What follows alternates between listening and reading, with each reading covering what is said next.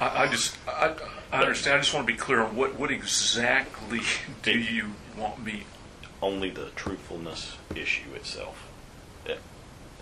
The crux of the investigation is that Ray has said, or Pinson comes forward and said, or whoever brought it forward. Okay, so right, I got that part, and then the fact that you have 3 other officers and that never heard it, right? And then skip on to the polygraph. Yes. Okay. And then those were those 3 particulars were interviewed.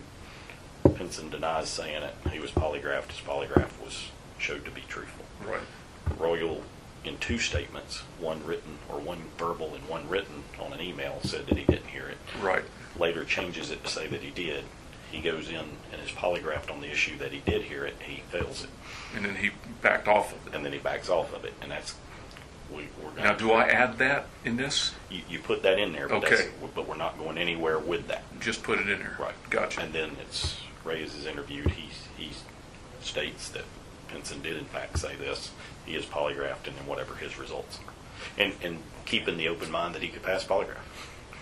He seemed to be fairly confident in some areas. He and this is just me in my very limited dealings with him. He is.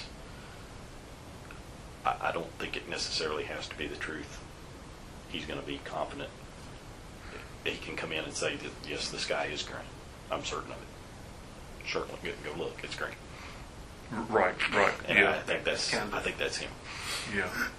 Well, I'm familiar with a couple of the other situations that are not far off of this, where he's manufactured stuff. So let's get that part done, and then we'll reconvene and see where we need to go. Okay. And I fully understand the crunch part of that. And if we don't think we can have I would not ask anybody to produce a product that they're not good with. I don't want you to write a 2-page memo that's when we're talking about a terminal issue. Not that it has to be 15 pages long. It could be pretty short. But I don't want you to just feel like you got to put something down and get it done. But let's get him through that, and then we'll come back and address that issue. Okay. But that is a secondary real concern coming from upstairs.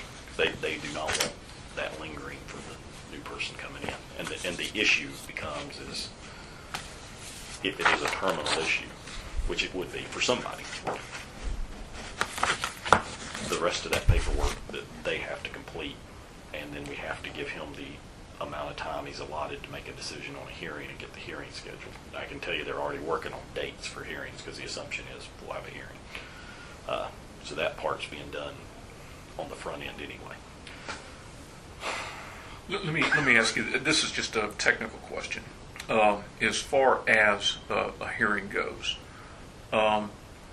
the information that you're allowed to testify to in an administrative hearing isn't restricted by what you have as far as what you're asking for. In other words, if there's other peripheral things that come up, those can be addressed in an administrative hearing, right? Yeah. So you don't have those. No, okay. There's no. The evidentiary stuff is far looser. The other part in the administrative hearing is it's a very specific issue. If the issue is, in this case, truthfulness, and it's this statement, we're not talking about who had conversations with who or who I talked to after or what I did. Did I, in fact, say this? And it, for Pinson's regard, say he said it and then he denied it and he's failing the polygraph. The question for him, or the crux of the hearing, is other people heard you say this and you're denying it. And then 2 or 3 people would be presented to say, no, I did hear him say that. In this case, it'll be the reverse. Right. And the person is saying, I heard this. 2 or 3 people will be presented. I'd never heard this. Here are the results of the polygraph exam. And that's pretty much it.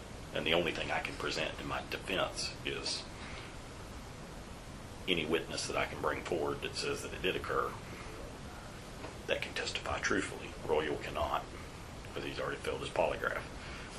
And if absent anybody else, there is no evidence that I can produce, so that the hearings are usually no longer than 4-hour affairs.